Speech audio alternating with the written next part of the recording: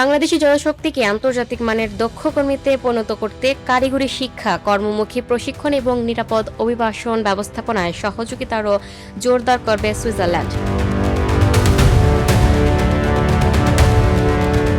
বিদেশ ফেরত কর্মীদের অর্থনৈতিক ও সামাজিক পুনর্বাসনেও সহযোগিতা অব্যাহত রাখার আশ্বাস দিয়েছে দেশটি। গতকাল রবিবার প্রবাসী কল্যাণ ও বৈদেশিক কর্মসংস্থান মন্ত্রী আরিফুল হক চৌধুরীর সঙ্গে মন্ত্রণালয়ে বাংলাদেশে নিযুক্ত সুইজারল্যান্ডের রাষ্ট্রদূত রেতো র্যাঙ্গুলির সৌজন্য সাক্ষাতে এসব বিষয়ে আলোচনা হয়।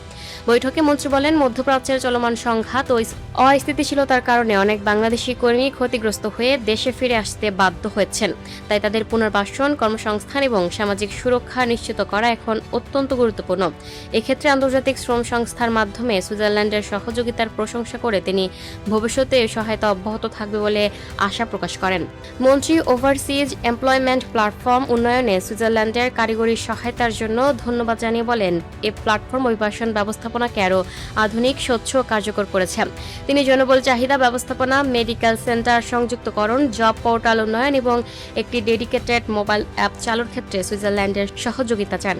তিনি বলেন, সরকার নিরাপদ কর্মপরিবেশ, শ্রমিক কল্যাণ, সামাজিক সুরক্ষা এবং দক্ষতা উন্নয়নকে সর্বোচ্চ গুরুত্ব দিচ্ছে। আন্তর্জাতিক শ্রম বাজারের চাহিদা অনুযায়ী দক্ষ জনশক্তি গড়ে তুলতে কারিগরি ও কর্মমুখী প্রশিক্ষণ সম্প্রসারণ করা হচ্ছে। তিনি স্বাস্থ্যসেবা, কেয়ার গিভিং, তথ্য প্রযুক্তি, প্রকৌশল, হসপিটালিটি ও নির্মাণ খাতে বাংলাদেশি দক্ষ কর্মীদের কর্মসংস্থানের সুযোগ বাড়ানোর উপর গুরুত্ব আরোপ করেন। বাংলাদেশি শিক্ষার্থী ও গবেষকদের জন্য সুইজারল্যান্ডে বৃত্তির সুযোগ বাড়ানোর আহ্বান জানান। জবাবে সুইস রাষ্ট্রদূত রেতো র্যাঙ্গুলি বলেন, গত 15 বছরে বাংলাদেশ ও সুইজারল্যান্ডের মধ্যে সহযোগিতামূলক সম্পর্ক আরও শক্তিশালী হয়েছে।